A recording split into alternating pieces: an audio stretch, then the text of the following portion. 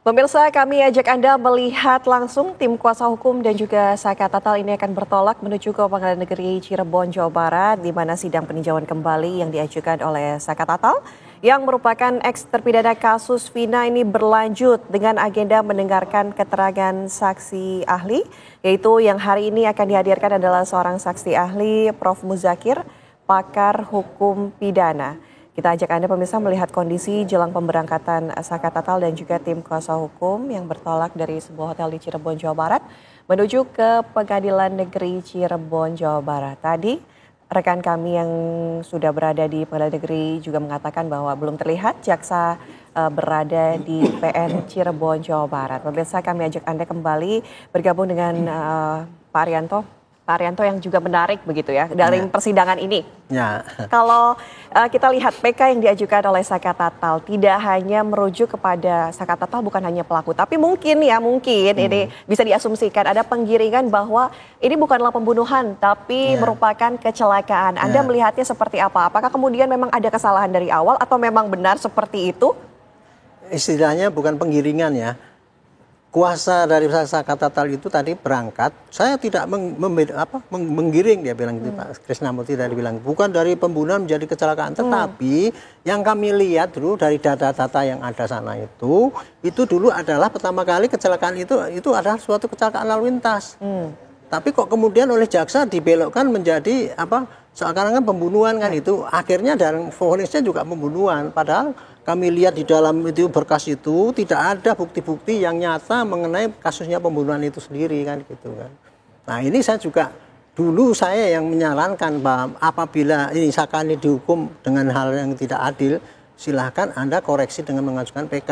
PK itu adalah menemukan novum baru. Tapi rupanya ini kelihatannya kemarin itu ya strateginya itu adalah Saka itu tidak salah karena ini kasusnya kecelakaan lalu lintas. Kalau kecelakaan lalu lintas itu berarti tidak ada pelakunya, pembunuhnya dong. Nah itu selesainya gitu aja. Karena dia ngomong itu bahwa ini kecelakaan lalu lintas karena apa? Karena di dalam berkas-berkas itu tidak ada satu bukti pun yang menunjukkan bahwa itu ada pembunuhan. Alatnya mana, lukanya di mana, terus kemudian perencanaannya kalau menurut Pak Indra Giri kan harus ada tuh perencanaannya di handphone dan sebagainya. Kan itu tidak ada bukti untuk itu. Itulah yang terjadi sekarang ini. Jadi saya pikir itu nggak apa-apa saja. Strategi yang ditempuh oleh mereka, kuasa hukumnya kan itu menyatakan bahwa ini kecelakaan lalu lintas, berarti tidak ada pelaku pembunuh, berarti Saka Tatal adalah salah putusan. Bukan dia sebagai pelaku pembunuh. Tapi ini ada penambahan mengenai kecelakaan? Enggak, maksudnya tuh ini kasusnya adalah kasus kecelakaan. Iya. Kalau kasus kecelakaan itu berarti kan tidak ada pelaku pembunuhan. Karena kecelakaan itu kan 359 itu karena kelalaian ya. Apalagi ini tabrakan sendiri, bukan tabrakan ya sendiri. Berarti kecelakaan tunggal berarti nggak perlu dicari pelakunya kan kira-kira gitu. Nah kok kemudian kok si Saka udah dihukum kan berarti ini salah. Kira-kira konsep begitulah yang ingin dibangun oleh para yang mengajukan PK ini. Yang terjadi seperti itu kalau dari analisis saya ya. Kalau dari bukti yang sudah dikeluarkan seperti ada laporan kecelakaan pada awalnya, Anda bisa menjelaskan seperti apa? Ya memang kasus ini pertama kali kan diketemunya 2 orang meninggal.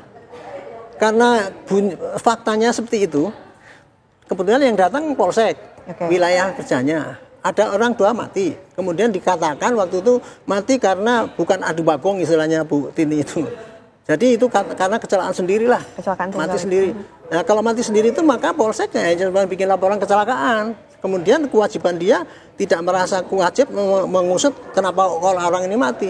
Karena kecelakaan tunggal, maka dia hanya memberitahukan kepada keluarga. Diberitakan kepada keluarga selesai urusan itu. Itu laporan pertama kali yang terjadi. Tapi kemudian muncul laporan baru itu ketika Rudiana itu sebagai ayahnya itu kemudian mengadakan penyelidikan dan kemudian nangkepin orang itu dan kemudian mengatakan bahwa ini pembunuhan dan dia dibikinlah laporan polisi ke Polresta Cirebon.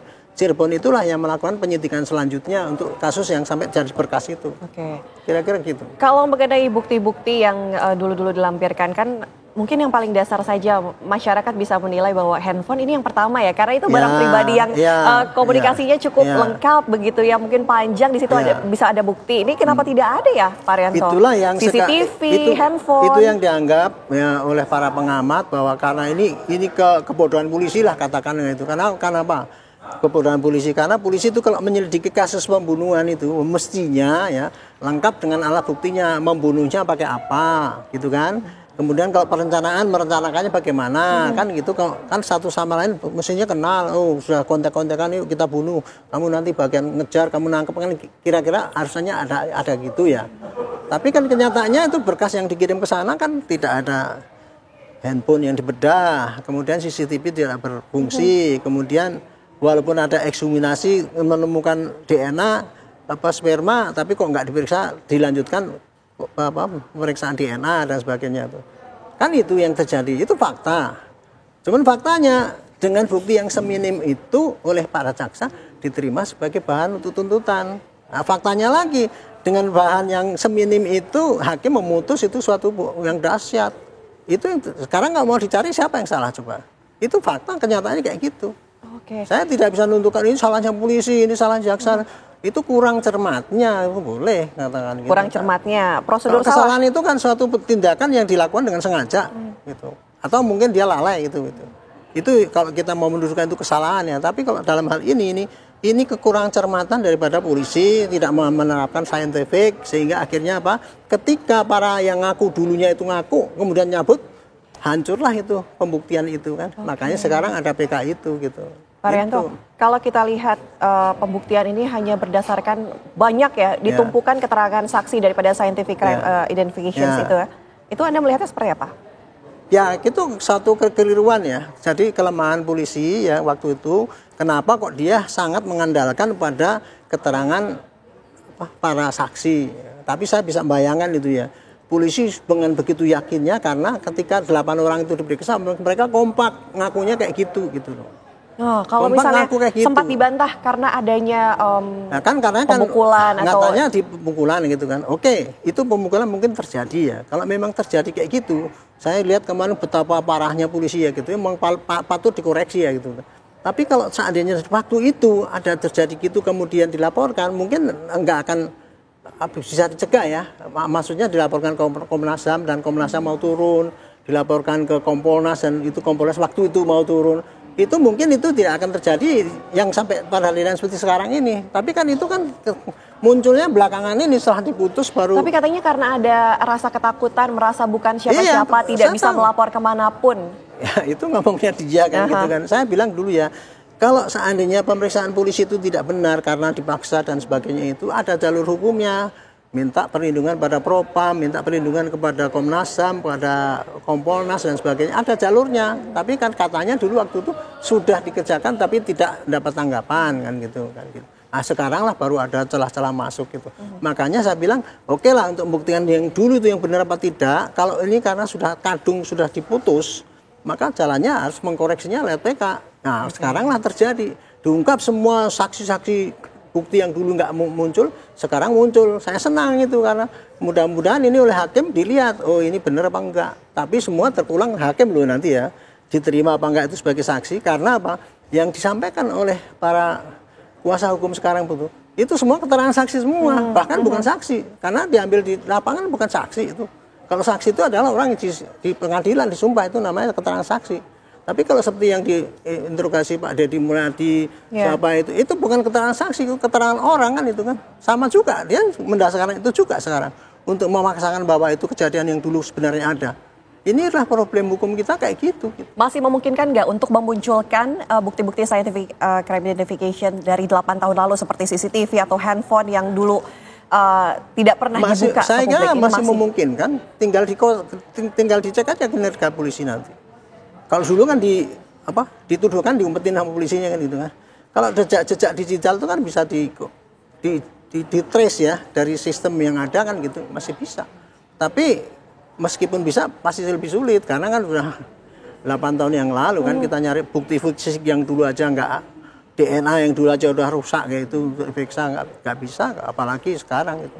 Tapi tetap aja kalau seandainya PK ini nanti diterima bahwa itu ternyata mereka itu salah orang, bukan yang salah, ya kewajiban dari penyidik adalah mencek kembali 2 orang korban ini sebetulnya matinya kenapa.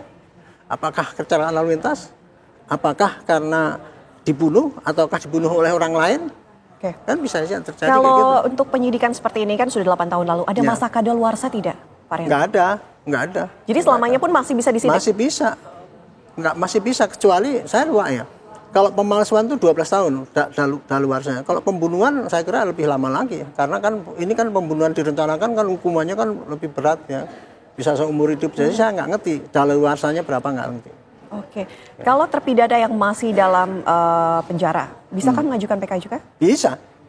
Ketika Sakatatal ini katakanlah kan semua orang itu kan orang korban daripada suatu pengadilan yang merasa diperlakukan tidak adil itu dalam KUHP ada itu boleh berhak untuk mengajukan satu pembelaan ya oleh dia ataupun oleh kuasa hukumnya untuk menentang putusan yang sudah inkrah itu gitu, melalui PK. Gitu. Ini tampaknya sudah sampai nih ke Pengadilan Negeri Cirebon, Jawa Barat. Pemirsa, kita akan lihat kemudian bagaimana jalannya persidangan nanti, tapi kami harus jeda terlebih dahulu. Saya jeda, kami kembali.